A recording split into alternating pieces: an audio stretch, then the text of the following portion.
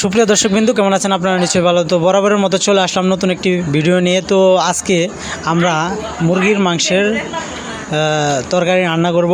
তো এটা হচ্ছে দেশি মুরগির মাংসের তরকারি। তো যাই হোক, এই তরকারি রান্না করার জন্য আপনাদেরকে ফার্স্টে ভালোভাবে মুরগি কেটে নিতে হবে। তারপর হলুদ, মরিচ এবং যত ধরনের মশলা আছে, আদা বাটা, তারপরে হচ্ছে রসুন বাটা, পেঁয়াজ বাটা, তারপর অন্যান্য যে সব মশলা আছে সেগুলো দিয়ে ম্যারিনেট করতে হবে। মাংসটা ভালোভাবে ম্যারিনেট করে কিছু সময় রেখে দিতে পারেন, আবার নাও রাখলে সমস্যা নেই। তো তারপর আমরা পেঁয়াজ, তারপরে হচ্ছে রসুন, তারপরে এবং জিরা দিয়ে আমরা আগেই সম্বার দিয়ে নিব, ভালোভাবে পেঁয়াজ এগুলো ভেজে নিব। তারপর আমরা যখন তেলটা একটু গরম হয় তখন আমরা মাংসগুলো দিয়ে নিব। তারপর থেকে আমরা কিছু সময় ভাজবো, ভালোভাবে ভাজতে হবে। তো অনেক সময় ভাজার পরই এরকম কালারটা আসবে। তো দেখতেই পাচ্ছেন কালারটা কিন্তু জোস আসছে। তো কালারটা অসাধারণ দেখা যাচ্ছে। তো আমরা এখন অনেক সময় ভাজার পর, মানে কষানোর পর আমরা এখন টেস্ট করে দেখব। তো যাই হোক, টেস্ট করলাম, খুবই ভালো লাগলো, অত্যন্ত সুস্বাদু। বলতে গেলে দেশি মুরগির মাংসটা একটু ভালোই হয়। আপনার হচ্ছে যেটা পোলট্রি মুরগির মাংস বা ব্রয়লার মুরগি, আপনারা যেভাবে এক এক দেশের মানুষ এক একভাবে চিনে, তো এগুলো একটু দেশি মুরগির চেয়ে একটু খাইতে একটু অন্যরকম লাগে। তো যাই হোক, টেস্ট করলাম, ভালোই লাগলো। আজকে আমরা দেশি মুরগির মাংস রান্না করতেছি। আজকে হচ্ছে আমরা এই ঈদের মধ্যে গ্রামের বাড়িতে এগুলো রান্না করতেছি।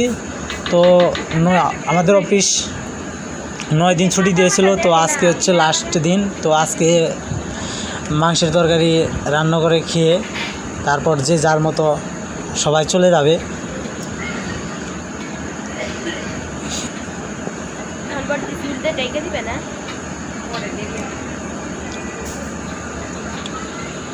তো বন্ধুগণ, প্রচুর রোদ পড়েছে। এই রোদে আর কি থাকা যাচ্ছে না। মানে বলতে গেলে 40 থেকে 45 ডিগ্রি তাপমাত্রা। তো আমার মোবাইলে ভালোভাবে ভিডিওটা ধারণ করতে পারি নাই, তার জন্য প্রথমটুকু ভিডিও ধারণ করতে পারি নাই, তার জন্য আন্তরিকভাবে দুঃখিত। তো এর পরবর্তীতে আমি ভালো ভালো ভিডিও দেওয়ার চেষ্টা করব। সবাই চ্যানেলটা সাবস্ক্রাইব করবেন এবং ভিডিওটা শেয়ার করবেন।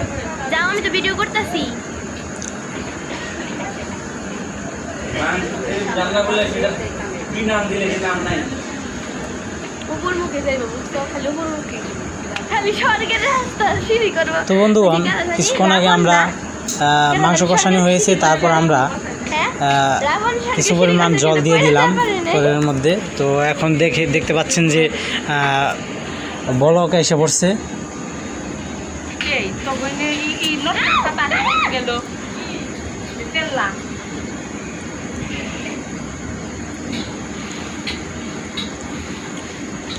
তো দেখতেই পাচ্ছেন, আমরা কিছুক্ষণ ঢেকে রেখে দেব। তারপর আমরা যত সব মশলা আছে, সব রকমের মশলা তরকারির মধ্যে দিয়ে দিব এবং তরকারির সাথে এগুলো আমরা মিশিয়ে দেব।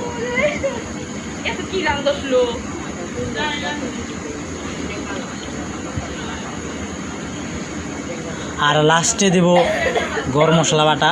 তো আমরা লাস্টে দিয়ে দেব, কিন্তু নামানোর কিছুক্ষণ আগে আমরা গরম মশলা বাটা দিয়ে দিব।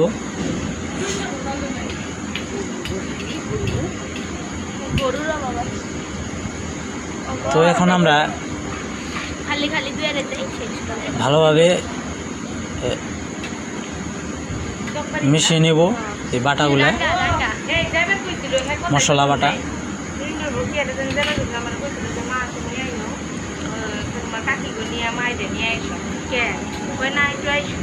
তো বন্ধুগণ এখন আমরা এগুলো টেস্ট করে নিব কেমন হয়েছে, লবণ লাগবে কি না।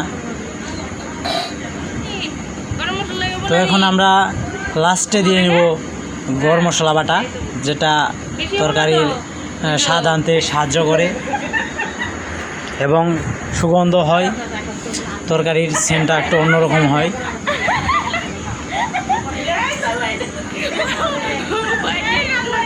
তো বন্ধুগণ সবশেষে একটা রিকোয়েস্ট রইল, এই যে এখন দেখা যাচ্ছে যে তরকারি নামানো কমপ্লিট। তো সবশেষে একটা রিকোয়েস্ট হলো, যারা যারা এখনও চ্যানেলটা সাবস্ক্রাইব করেনি তারা অবশ্যই চ্যানেল